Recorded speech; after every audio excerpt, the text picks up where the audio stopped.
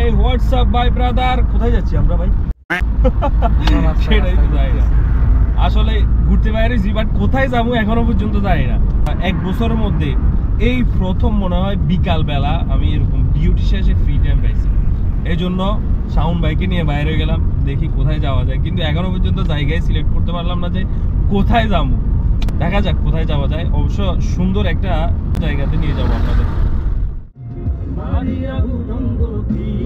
কলিজা করিল চলছি কেমন শিকারি মারিল বিস্মা খাইয়া ধীরে হানি যাইয়া মারিল তীর আমার বুকে দেহ তুইয়া প্রাণটা লইয়া যায় আমার অন্তরায় আমার কলিজায় আমার অন্তরায় আমার কলিজায় প্রেম শিলবিল দিল বুকে প্রেম শিলবিল দিল বুকে মরি হায় হায় আমার অন্তরায় আমার কলিজায় প্রথম যেদিন দেখেছি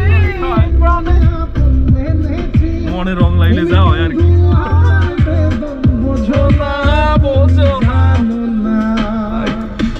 তুমি জানো না রে প্রিয় তুমি মোর জীবনের ভাবনা সাধনা না ভাবনা। ইয়েস ভাস্কর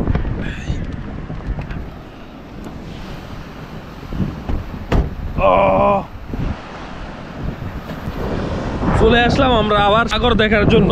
যদিও সাগর দেখার জন্য পাশে কেউ নাই ওইরকম যে মানে রোমান্টিক মোডে সাগরটা দেখবো, কিন্তু তারপরেও সাগর ভালো লাগে, এজন্য আবার ছুটে আসা এই সাগরের তীরে।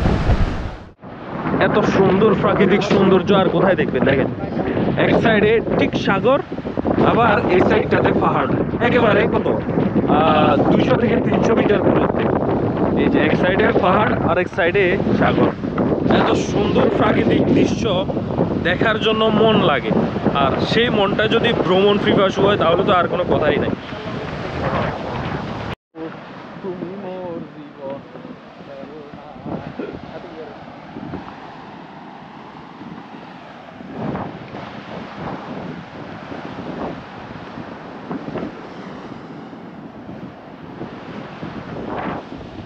এটা মনে হয় আগে কি আসিল? হ্যাঁ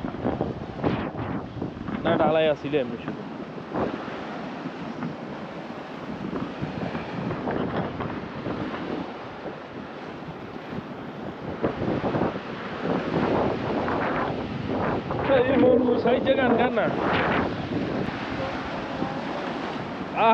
কি যে শান্তি, এর থেকে শান্তির অনুভূতি আর কি হইতে পারে বলেন?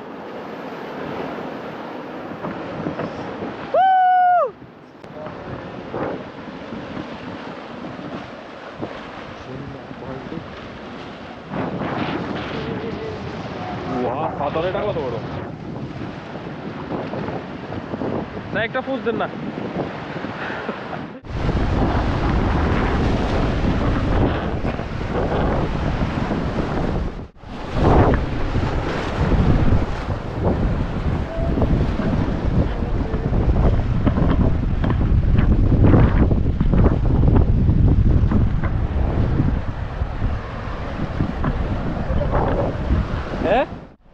আমি একটু ঘোরাঘুরি একটু বেশি করি, এই জন্য অনেকে দেখে মনে করে যে না আমার কাছে অনেক টাকা বা আমি ঘোরাঘুরি বেশি করি, কাজ করি না। আসলে সত্যি কথা বলতে ঘোরাঘুরি বা ভ্রমণ এগুলোর জন্য মন লাগে। সো মন হচ্ছে সব থেকে আসল জিনিস। আপনি যদি ঘোরার, পৃথিবী দেখার, পৃথিবীর আল্লাহর সৃষ্টির সৌন্দর্য দেখার যদি মনটা থাকে তাহলে টাকা পয়সার দরকার হয় না। হ্যাঁ দরকার হয়, তবে অট্টালিকা না। আল্লাহ হাফেজ, ভালো থাকবেন।